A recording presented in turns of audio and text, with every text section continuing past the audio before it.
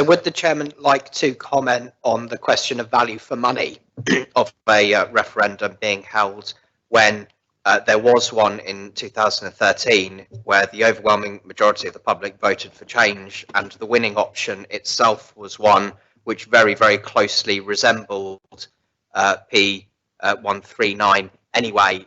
And would he not consider that actually to be rather a repetition of an exercise that's already taken place? Yes, I think it will be a ridiculous repetition and a pointless waste of money. The Assembly needs to face facts. When it decided not to implement the result of the 2013 referendum, it basically says we are taking the responsibility on to sort this mess out. Now, if we can't do that and we have to go running back to the people with a referendum, as I repeat, I think that would be frankly ridiculous, and we would be laughed out of court, and it would damage the reputation of the Assembly and further reduce the esteem in which we're held. Senator Farnham. Thank you, sir. Just the chair, I'm not sure if he can speak on behalf of the whole Privileges and Procedures Committee, think it is important, prior to making significant changes to the democratic rights of all islanders through electoral reform, that the islanders are given an opportunity to give their consent to any such change, for example, the removal of the island-wide mandate. Rubbish. No, I don't believe that to be the case. The introduction of the island-wide mandate was not via a referendum, nor was the removal of the rectors and the jurats, nor was the reduction in the number of senators. And we have had a referendum, and the result was unequivocal. 80% of those who voted in that referendum voted for option A or option B, which represented change, a reduction in the three-tier system. So only 20% voted for the status quo, which might be interpreted as a save the senators vote. So we've had the referendum. What is before the Assembly now with P139 is effectively option B, but we think it's slightly better, 9 districts, not 6. And there are amendments which look very much like option A. And there is one that looks very much like the Clothier report. But no, I think it's time for the Assembly to take responsibility, show leadership, which the Chief Minister was being accused of not showing recently in that vote of no confidence debate. Taking responsibility means taking leadership and then going to the electorate with an election. And if they don't like the decisions we've made, they can chuck us out. That's democracy. But let's get on with this job. Let's take responsibility. A supplementary, sir, if I may. I think yes.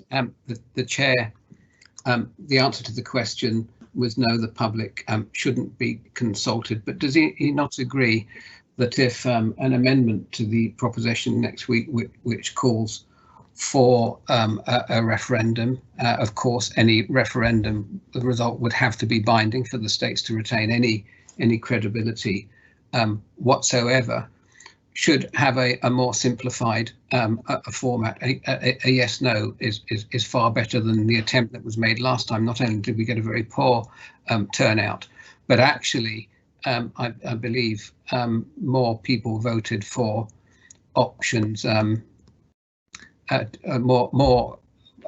options B and C, I think, than ultimately A. I can't remember if I've got that right. So the format used in the last referendum was actually flawed, because the winner was actually the option that received fewer votes than the other two options. Do you want to come to a question, please, Senator? Sorry, I thought I'd made the question. Does the chair agree that any a referendum should not follow the format used in the last referendum, which was flawed? Well, I think that the answer to my last question was not that the public should be consulted, but that the public has been consulted. And the result was unequivocal.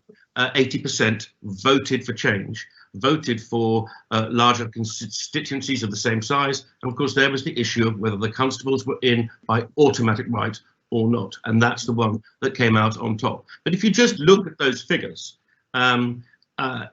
they're very consistent throughout the 12 parishes in their voting, which means that it was not a flawed referendum. It was clearly easily understood by the voting public because their pattern of voting was very, very similar. There was no erraticism. There was nothing erratic, which leads one to believe that they did understand, they did comprehend, they weren't hoodwinked, and we have to face that fact and not try to call into question now the result of that referendum as if the public were somehow not cognizant or not able to understand it. No, what they were saying to the Assembly was very, very clear, and it is this: we want change, and the Assembly has to deliver change. That's what we should do. Deputy Truscott. Yes, thank you, sir. Regarding timing for the referendum, could the chair indicate when the election in 2022 is likely to be? Are we looking at a spring or autumn election? Thank you, sir. Thank the Deputy for his question. PPC have floated, first of all, with the commentator Conor Tarb, the notion of an election in 2022 on June the 22nd. This is because we want to clear Liberation Day before nominations start, and certainly before the electioneering starts, the weeks of the election. So we thought we could get it in, a nomination start after Liberation Day has happened, because we don't want to be on parade in Liberation Day as candidates in an election. It's quite wrong and quite unfair to the others who aren't. And we think we could get it in by June the 22nd. We want to obviously speak to the Council of Ministers about that, and I want to float that with the membership of the Assembly as a whole to see what members think about that. That's our plan A at the moment. Supplementary, Deputy? No, thank you, sir. Conor Tarb of St. 1. Thank you, sir. Just wonder whether the Deputy has looked at the Guernsey model of referendum, which gave them the outcome that they have now, which was essentially a descending scale of options, and the outcome being binding upon the Guernsey Assembly, and whether he saw any merit in that. I don't, because I believe that we've had a referendum. We didn't implement it. And I think the electorate would laugh us out of court if we went back to them, especially with the same question, which is effectively option B.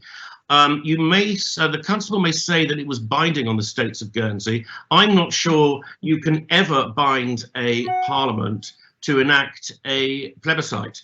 I think a parliament always is sovereign, and I'm not sure that illegally it can be bound. Thank you, sir. Supplementary, please. It was certainly my understanding of reading the Guernsey regulations that it was binding on them, and they passed that as an act of their assembly before the referendum took place. But does he feel that having a binding referendum would give it more credibility?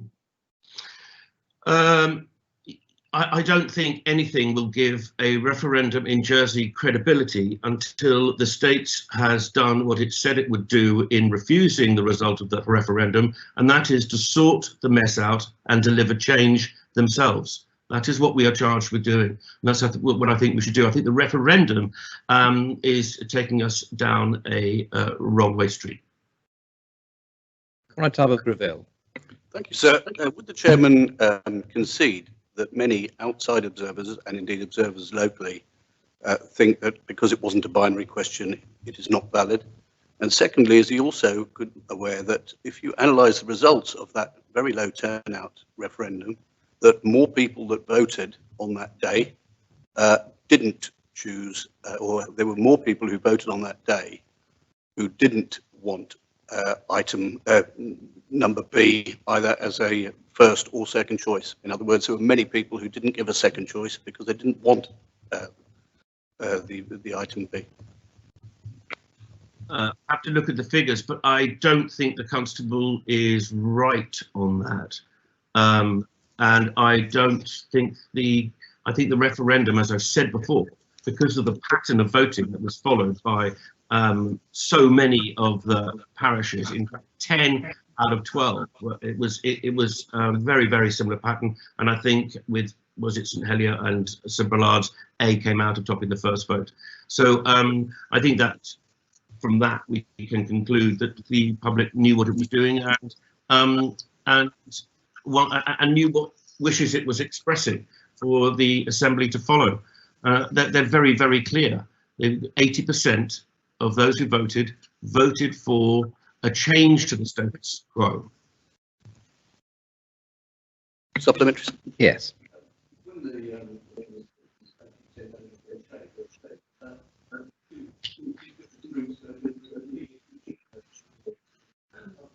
We need the mic on, please, sir. I beg your pardon. I was, yes, so the question is, would the chairman not concede that although he says 80% voted for change, there were two almost equal groups voting for very different change? Chair of PPC. It wasn't very different change. The district representatives were arranged to be elected by 6 districts of equal size. That was the Electoral Commission's attempt at achieving voter equity and voter equality across the island, which we don't have and which we must strive to implement as quickly as we can. The big difference between A and B was retaining the constable's automatic right or not, and I think that was perfectly understandable. And so most people, 80% of people, as I repeat, very clearly voted for something that was a change to what exists now, a change to the status quo. And there were 3 good campaigns, and there was a lot of coverage, and the voting patterns show that the public knew how they were voting and what they expressed. Chief Minister. Yes, thank you, sir. I'm glad the Deputy, who I have a great deal of respect for, corrected his words in the last question, because originally, sir, at one point, he said that 80% of the public voted for change. Obviously, it was 80% of the public voting who voted for change. That's quite different. Sir, I think I'd like to ask him to address again his recollection and his use of the word unequivocal, because my recollection is exactly the same as Senator Farnham's and the Conataba Greville's, that actually, with the difficulty, it wasn't a binary choice, that the majority of people voting did not vote for the winning option. And that was why the result was rejected by the Assembly. So it falls into 2 questions there, sir. Why is he using the word unequivocal? Well, obviously it was equivocal, because that's why the Assembly didn't support it. And B, sir, what was the voter turnout during that referendum, sir? Could you remind us? Chair of PPC. Well, there was a lot of questions in there. Let's be clear, the Assembly didn't accept the result of the referendum and implement option B because it was unpalatable to members of the Assembly of the day. They couldn't implement it because they didn't like it and they didn't want it. And the shame was that they allowed that question to go to referendum. They didn't sort that out before it went to referendum and say, look, if this is going to pass, I'm not having any of it. No, they let it go to a referendum. They didn't like the result. They wouldn't implement the result for whatever reasons they had. But no one at the time was saying that the referendum in some way was flawed or and I think it's interesting now. We can see what's happening, can't we? We can see what's happening with the position of Senator Lafondre and Senator Farnham, perhaps the Constable of Greville, I'm not sure, that they want to discredit the referendum result because they don't like the result, but it's the best piece of evidence that we have. And it might have only been 23% of the population, but it's 23% of the population that made the effort to come out and vote. And we know the reason why many of the other members of our electorate will not come out to vote is because they've given up on us. They've given up hope as far as the Estates Assembly is concerned, because we are not putting our own house in order, giving them a simpler system, giving them votes across the island that carry the same weight and power as somebody with a different postcode. You know, we're not listening to the